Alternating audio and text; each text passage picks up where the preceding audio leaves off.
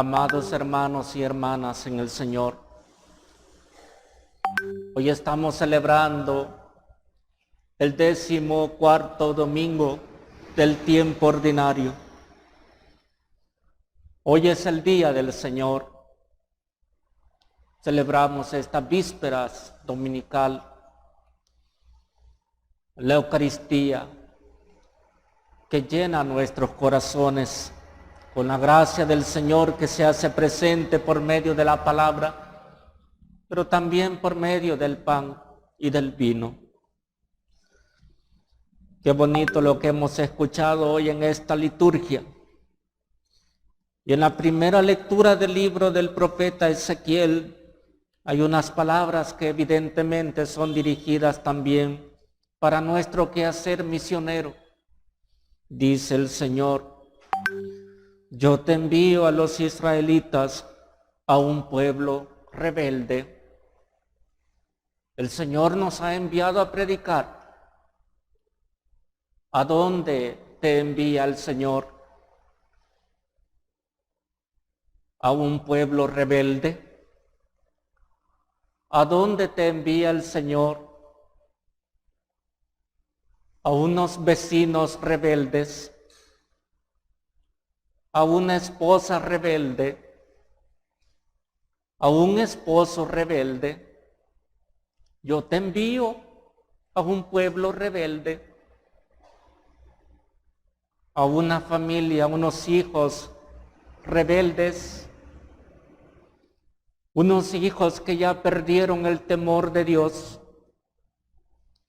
a un esposo, a una esposa que ha perdido el temor de Dios.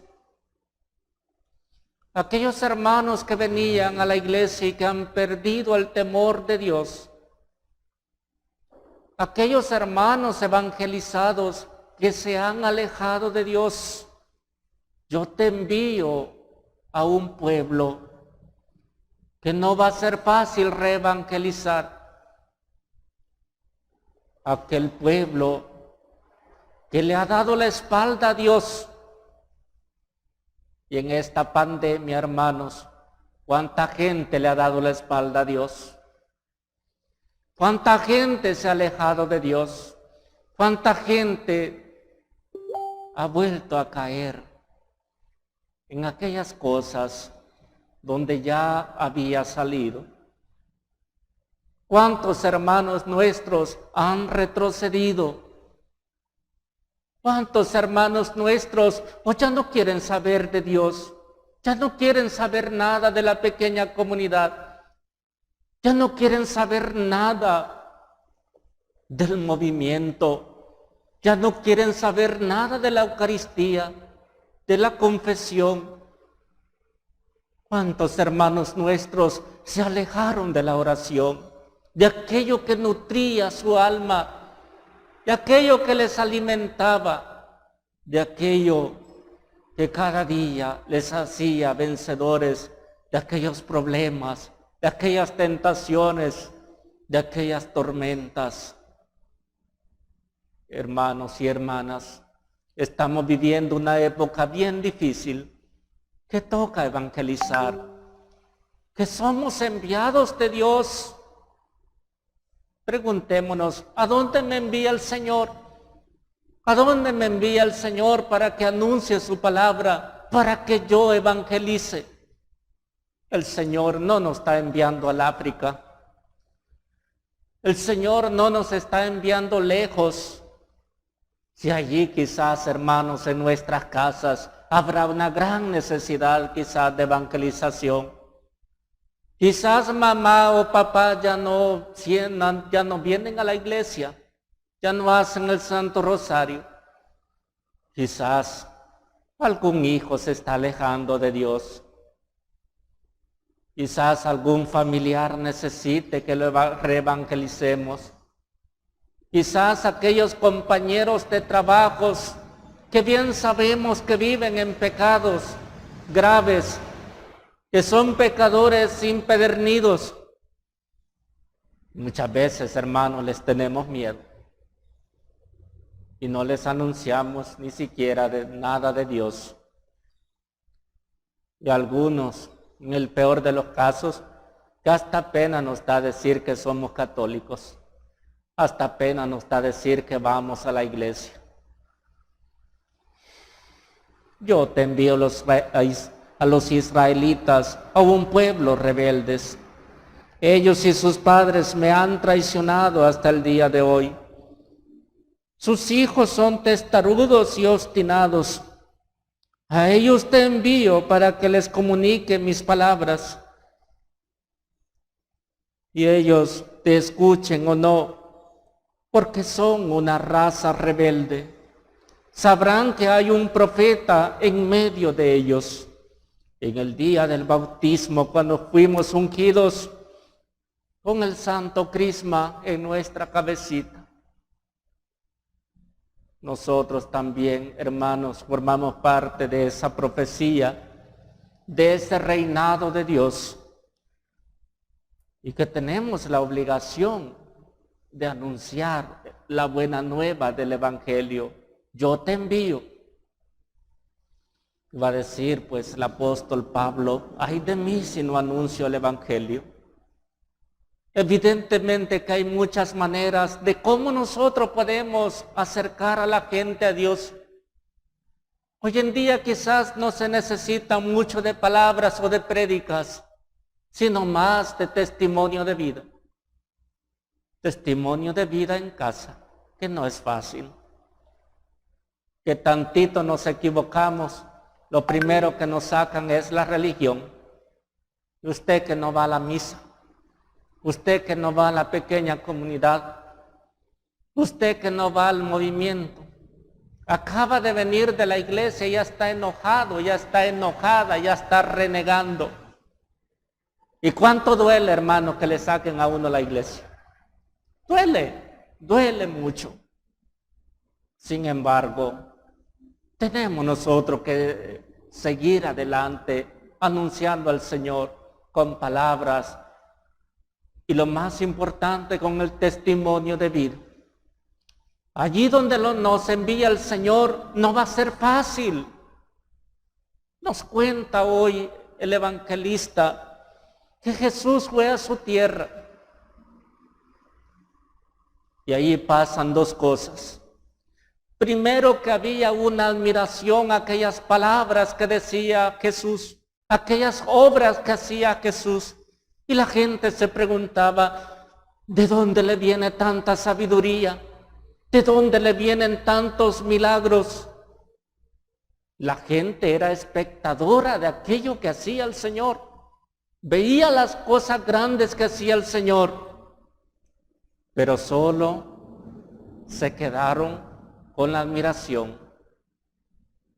No pudieron contemplar a aquel que hacía estos milagros. No pudieron contemplar aquella gloria que se desprendía del enviado del Hijo de Dios. Hermanos y hermanas, también quizás hoy también nosotros nos podemos quedar nada más con la admiración. ¡Qué grande es Dios! ¡Qué maravilloso es Dios! Dios sigue haciendo milagros, Dios sigue siendo bueno, Dios sigue siendo poderoso, Dios sigue teniendo amor por la humanidad. Pero muy lejos podemos estar de eso, de contemplar su gloria. O de vivir, de hacer nuestra esa gloria que Dios tiene para sus hijos, es decir, nosotros. Para que vivamos cada una de esas verdades evangélicas.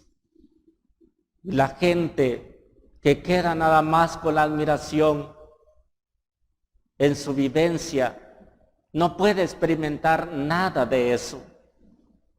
Hermanos y hermanas, debemos de hacer nuestra todas aquellas buenas obras que hace el Señor.